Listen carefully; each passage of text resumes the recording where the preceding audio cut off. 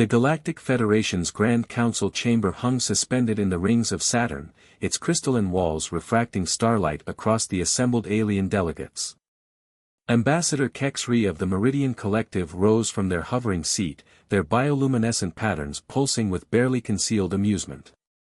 "And what of our newest members?" they asked, mandibles clicking. "Surely the humans should receive a proper welcome gift to mark their admission to the Federation." Commander Sarah Chen watched from Earth's observation post as the transmission played out. After 15 years of petitioning, humanity had finally gained membership in the Galactic Federation. But the victory felt hollow. Every gesture, every word from the alien representatives dripped with condescension. The quantum resonance cannon would be appropriate, suggested Delegate Vorthan, their crystalline form shimmering. The Mark 7 models have proven particularly troublesome for our more advanced civilizations. Laughter rippled through the chamber. Everyone knew the Mark 7 quantum resonance cannons were notorious failures, weapons so unstable they had been abandoned by even the Federation's most skilled engineers. The message was clear: let the primitive humans have their dangerous toys. Sarah's fingers tightened around the edge of her console. At 35, she'd spent her entire adult life working toward humanity's acceptance into the Federation. The daughter of quantum physicists, she'd risen through the ranks of the Earth Defense Force on pure merit and determination. Now, watching alien diplomats mock her species, she felt a familiar fire ignite in her chest. "Ma'am," Lieutenant James Rodriguez interrupted her thoughts. "The first shipment of quantum resonance cannons has arrived at Luna Base." "How many?" 50 units, Commander. Engineering teams are standing by." Sarah nodded, her dark eyes fixed on the tactical display. "Tell them to begin comprehensive analysis. Every component, every circuit. I want to know exactly what we're dealing with." Over the next 3 weeks, Earth's brightest minds descended on Luna Base. Dr. Maya Patel, the youngest person ever to win the Nobel Prize in Physics, led the research team. Her expertise in quantum mechanics proved invaluable as they dissected the alien technology. "It's brilliant," Maya explained during a briefing, her holographic presentation showing the cannon's inner workings. "The basic principle is sound, using quantum entanglement to create devastating energy reactions. The problem isn't the design itself. It's the power regulation." Sarah leaned forward. "Can it be fixed?" Maya's eyes sparkled. "Better. We can improve it. The Federation uses standard antimatter catalysts for power regulation. But we've been experimenting with something unique to Earth, quantum crystalline formations found in our planet's core. The ones we discovered during the Deep Earth Mining Project? Exactly. They're natural quantum stabilizers. If we integrate them into the cannon's power core. The next month was a blur of activity. While the Federation believed humans were struggling with their gift, Earth's scientists worked tirelessly to reinvent the weapon. They faced countless setbacks, explosions, radiation leaks, and near disasters. But with each failure came new understanding. The breakthrough came on a quiet Tuesday morning. Sarah stood in the observation booth as Maya's team prepared for their 15th test. The modified cannon looked different now, its sleek alien housing augmented with distinctly human engineering. "Power core stable," Maya reported. "Quantum crystalline matrix aligned. Targeting drone deployed." Sarah held her breath. Previous tests had ended in spectacular failures. Initiating firing sequence. The cannon hummed to life, its barrel glowing with ethereal energy. A beam of pure quantum force erupted from its tip, striking the target drone. Instead of the expected explosion, the drone simply ceased to exist, every particle in its structure perfectly disrupted at the quantum level. The observation booth erupted in cheers. Sarah maintained her composure, but inside, her heart raced. They hadn't just fixed the weapon. They'd perfected it. "Send word to all Earth Defense Force facilities," she ordered. Begin mass production of the crystalline cores. And maintain total information blackout. The Federation doesn't need to know about our improvements. As Sarah stared out at the stars that night, she couldn't help but smile. The Federation had given humans a broken weapon as a joke, expecting failure. Instead, they'd handed humanity the key to revolutionizing quantum warfare. The real question now was, how long could they keep their achievement secret? The answer came sooner than anyone expected. 3 days later, long-range sensors detected a massive fleet entering the solar system. The Kraken Collective, cybernetic pirates who'd been terrorizing the Outer Rim, had decided to test humanity's defenses. They'd heard about the gifted weapons and assumed Earth would be an easy target. They were about to learn a very expensive lesson about underestimating humans. The Kraken Collective's warships darkened Earth's skies, their biomechanical hulls writhing with malevolent purpose. On Luna Base's command deck, Commander Sarah Chen watched tactical displays track over 300 hostile vessels entering defensive range. The Federation's nearest response fleet was 2 days away, assuming they even bothered to help. "All stations report ready," Lieutenant Rodriguez announced, his voice steady despite the tension. "Modified quantum resonance cannons are charged and locked on primary targets." Dr. Maya Patel's voice crackled over the comm from the weapons lab. "Commander, the crystalline cores are showing unprecedented energy readings. They're adapting to the combat situation." Sarah straightened her uniform. "Target their command ships first. Let's show them exactly what humanity can do when pushed into a corner." The first shots from Earth's defensive platforms erupted simultaneously. Beams of quantum energy, now stabilized by Earth's crystalline technology, struck the Kraken fleet. The results exceeded even their most optimistic simulations. Ships didn't just explode, they unraveled at the quantum level, their very atoms dissolving into cosmic background radiation. The Kraken fleet's response was immediate and brutal. Energy weapons and antimatter torpedoes rained down on Earth's orbital defenses. But humanity had prepared for this moment. Quantum shields, another innovation born from their research, absorbed or deflected most of the assault. "Second wave ready," Rodriguez reported. "Crystalline cores at optimal efficiency." Sarah nodded. "Fire at will." The battle that followed would later be known as the Luna Revelation. For 6 hours, humanity's modified weapons tore through the Kraken fleet. The cybernetic pirates, accustomed to overwhelming their victims with superior numbers, found themselves facing an enemy that could erase entire squadrons with single shots. But victory came at a cost. Several defensive platforms overloaded, their crews barely escaping before quantum reactions consumed the stations.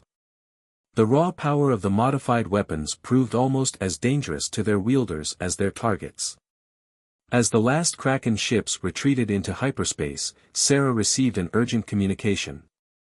The Federation Council demanded an immediate explanation for what their long-range sensors had detected. Humanity's secret was out. In the aftermath, Luna Base became the center of a diplomatic storm.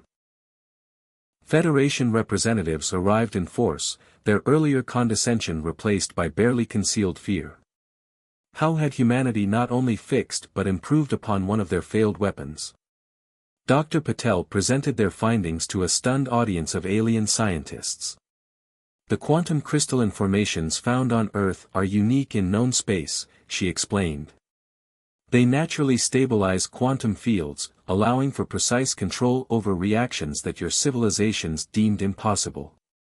The Federation delegates exchanged troubled looks. They had gifted humans a broken weapon as a joke, never imagining that Earth's primitive science could unlock its true potential. Now, humanity possessed military technology that rivaled or exceeded their own.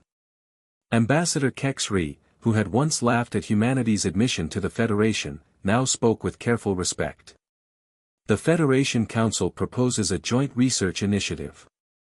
Your understanding of quantum crystalline technology, combined with our resources." "No," Sarah interrupted, her voice firm.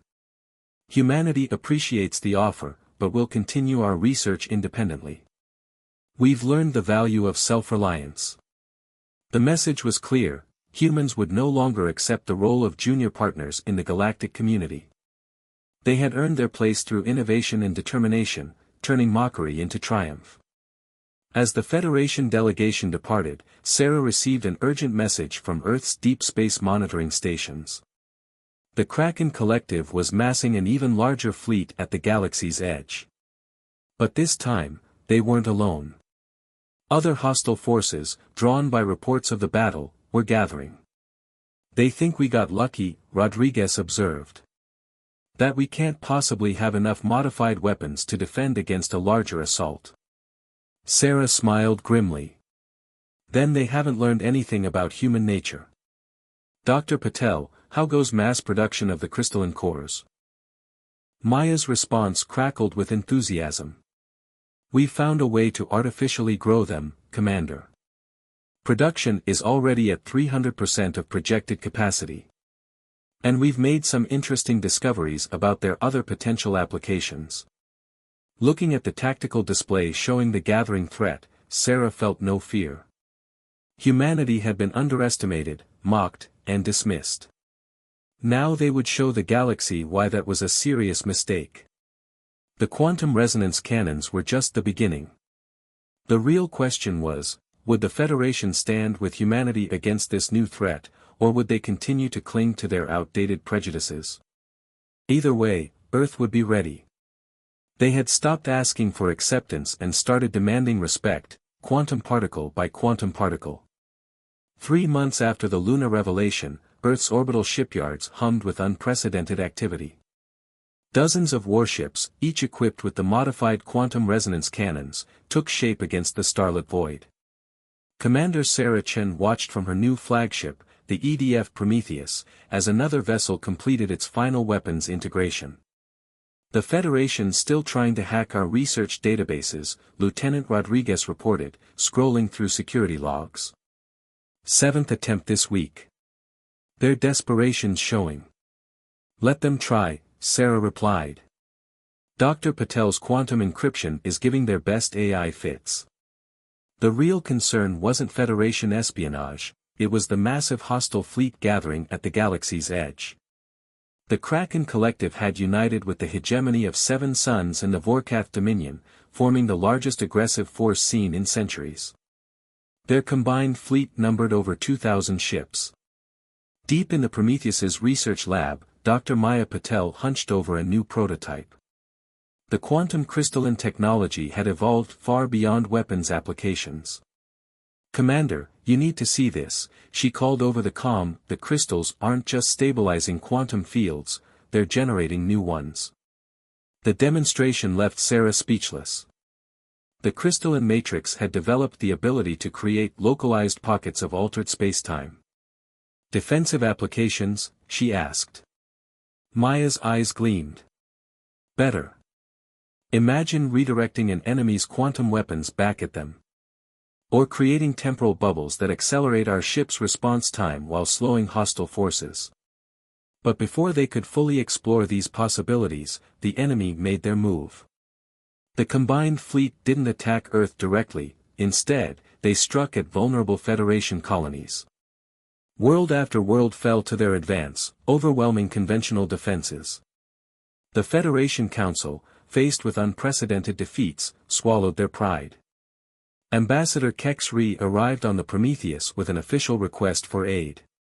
"The Federation acknowledges its error in judgment regarding humanity's capabilities," they stated, mandibles twitching uncomfortably. "We request immediate military assistance." Sarah studied the tactical displays showing the enemy's advance. "The Federation treated us like children, gave us a broken weapon as a joke, and now expects us to save them?" "The colonists are innocent," Rodriguez reminded her softly. "They don't deserve to suffer for the Council's arrogance." The decision weighed heavily. Humanity could remain neutral, focusing on defending Earth. But Sarah remembered her parents' teachings about responsibility and power.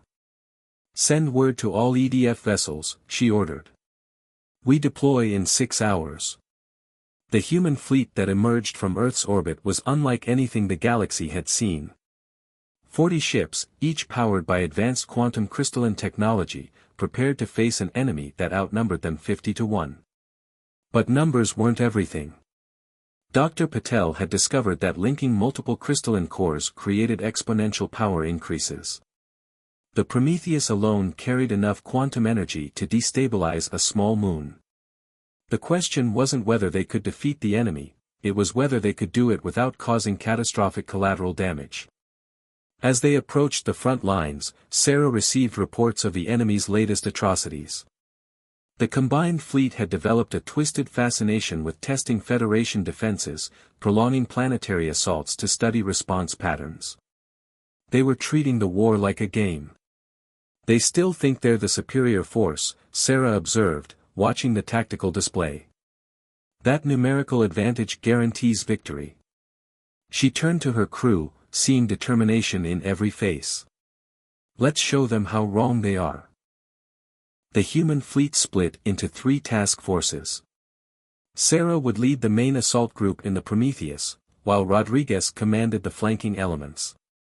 Dr. Patel remained on board, monitoring the crystalline cores and implementing improvements in real time. Just before they entered combat range, Sarah broadcast a message to all ships: remember why we're here.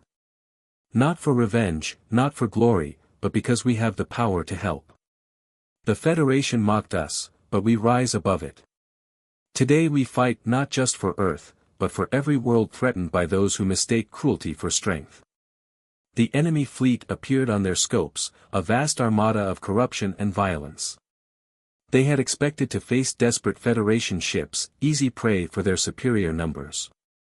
Instead, they were about to encounter humanity's response to being underestimated. The crystalline cores pulsed with building power. Sarah gave the order that would change the course of galactic history: all ships, weapons free. Show them what humanity can do. The battle began with a display of power that would be remembered for generations. The EDF Prometheus led humanity's first strike, its quantum resonance cannons unleashing beams of pure destructive force. Enemy ships didn't just explode, they ceased to exist, their matter scattered across quantum dimensions. Multiple direct hits, Rodriguez reported from his flanking position. Enemy fleet showing signs of confusion. They're not used to losing capital ships in single shots. The combined fleet's response was predictably brutal. Thousands of weapons opened fire, turning space into a deadly lattice of energy beams and projectiles. But humanity's quantum shields, enhanced by Dr. Patel's latest improvements, held firm. Crystalline cores adapting to attack patterns, Maya announced, her fingers dancing across holographic controls. The shields are actually getting stronger with each hit. The crystals are learning. Sarah watched as the enemy fleet's formation began to break. The Kraken Collective ships, more accustomed to raiding than pitched battles, were the first to show weakness. Their cybernetic crews couldn't compute a response to weapons that defied conventional physics. Task Force Beta, execute flanking maneuver, Sarah ordered. Target their command and control nodes. Let's see how they fight blind. Rodriguez's ships struck from multiple vectors, their quantum weapons cutting through the enemy's rear guard. The hegemony of 7 suns attempted to respond, repositioning their dreadnoughts to counter the attack. It was exactly what Sarah had anticipated. Now, Dr. Patel. Maya activated her latest innovation, the quantum field manipulator. Space itself seemed to twist around the hegemony fleet. Their weapons' fire, caught in localized time distortions, emerged seconds too late or meters off target. By the void, Ambassador Kexri whispered from their observer position. You've weaponized spacetime itself. The battle's turning point came when the Vorkath Dominion attempted a desperate gambit. Their remaining ships gathered into a spear formation, hoping to overwhelm the Prometheus through sheer numbers. They accelerated to maximum speed, weapons blazing. Sarah allowed herself a small smile. All ships, execute Protocol Omega. The human fleet's crystalline cores synchronized, creating a cascading quantum reaction. A wave of pure possibility swept through space, catching the Vorkath ships in its wake. Where it passed, probability itself seemed to collapse. Ships found themselves occupying the same space as their quantum duplicates, matter merging with antimatter in impossible ways. The enemy fleet's coordination shattered. Individual ships began retreating, their crews finally understanding what they faced. Humanity hadn't just developed better weapons, they'd mastered forces that the other races had deemed impossible to control. Enemy forces in full retreat, Rodriguez reported. Calculating pursuit vectors. No pursuit, Sarah ordered. Let them run. Let them tell others what happened here. As the battlefield cleared, the true scope of humanity's victory became apparent. Over 700 enemy ships destroyed or disabled, with minimal losses to the human fleet. Federation observers, watching from safe distance, could hardly believe their sensor readings. Dr. Patel's voice carried a note of concern. Commander, the crystalline cores are showing unusual activity. The quantum fields they're generating, they're becoming self-sustaining. Sarah turned to Maya's hologram. Meaning? The crystals aren't just tools anymore. They're evolving. Every engagement makes them more efficient, more powerful. We may have created something beyond our full understanding. The implications were staggering. Humanity had not only mastered quantum technology but might have stumbled upon a new form of artificial intelligence, one born from the fundamental forces of reality itself. Ambassador Kex-Ree approached Sarah, their bioluminescence patterns showing complex emotions. The Federation Council awaits your terms, Commander Chen. We acknowledge that the balance of power has shifted. Sarah looked out at the stars, thinking of how far humanity had come from being the Federation's joke. Tell the Council that Earth desires partnership, not dominance. But we will never again accept being treated as inferior. As recovery operations began, Sarah received a private message from Earth Command. The quantum crystalline formations in Earth's core were showing increased activity. Something about the battle had awakened them.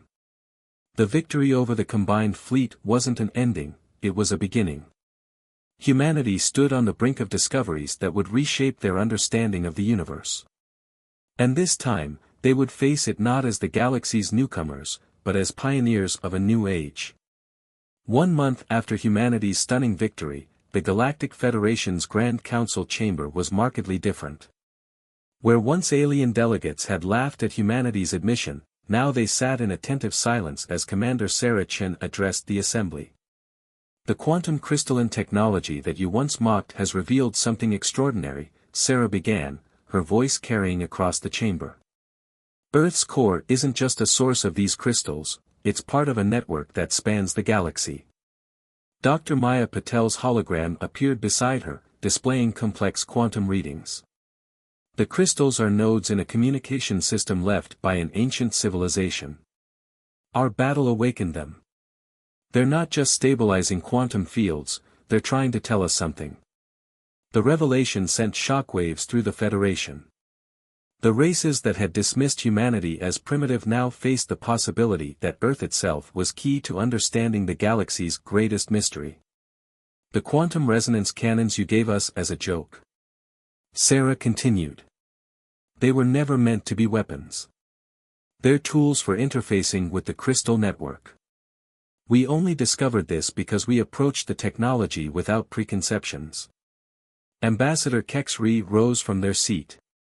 What are these ancient ones trying to communicate? Maya's hologram shifted, showing patterns of quantum energy spreading between star systems. A warning. The space between galaxies isn't empty, it's filled with quantum strings that act as neural pathways. Something out there is aware of us, and our recent battles got its attention. The chamber erupted in concerned murmurs. Lieutenant Rodriguez, now captain of his own vessel, brought up tactical displays showing disturbances at the galaxy's edge. The quantum strings were vibrating with increasing intensity. Humanity proposes a new alliance, Sarah announced. Not based on technological superiority or military power, but on the need to understand and prepare. We'll share our quantum crystalline technology, but as equals, not subjects. The Federation Council, faced with both the threat and opportunity before them, had no choice but to agree. The era of dismissing humanity was over. Over the next weeks, joint research teams discovered more ancient sites, each containing crystalline formations that pulsed in harmony with Earth's core. Dr. Patel's team made breakthrough after breakthrough, learning to interpret the quantum signals. "It's beautiful," Maya explained during a private briefing. The ancients created a quantum computer the size of the galaxy, using stellar cores as processors. But something made them abandon it. Something they feared. The answer came sooner than anyone expected. 3 months after the discovery, every quantum crystal in known space pulsed simultaneously. Through their ship's enhanced sensors, they detected massive objects moving through the quantum strings, approaching from intergalactic space. They're not just coming, Sarah realized. They've always been coming. The ancients built this network as an early warning system, and we've just received the alert they programmed billions of years ago. Humanity found itself in an unprecedented position. Their understanding of quantum crystalline technology, born from turning a joke gift into an advantage, made them essential to the galaxy's survival. The Federation races that had once mocked them now looked to Earth for leadership. Sarah stood on the Prometheus's bridge, watching the quantum signal readings. The enemy that had frightened an advanced civilization into abandoning the galaxy was almost here. But this time, the galaxy wasn't defenseless. "All Federation ships report ready," Rodriguez announced. "The modified quantum resonance cannons have been distributed and crews trained." Maya's voice carried excitement despite the gravity of the situation. "The crystalline network is fully active. Whatever's coming, we'll face it with the combined knowledge of humanity and the ancients." Sarah thought about the journey that had brought them here. From being given a broken weapon as a diplomatic insult to unlocking the secrets of the galaxy, humanity had proved that innovation comes not from advanced technology, but from the drive to overcome challenges. "Send word to all ships," she ordered. "Human and Federation alike. We stand together not because we have to, but because we choose to. Let's show these intergalactic visitors why you should never underestimate any species' potential." As the quantum strings trembled with the approach of the ancient threat, Sarah felt not fear but anticipation. Humanity had turned mockery into strength, weakness into power, and isolation into unity.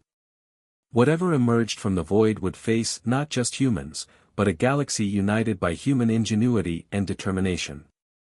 The next chapter in galactic history was about to begin. And this time, everyone would face it together.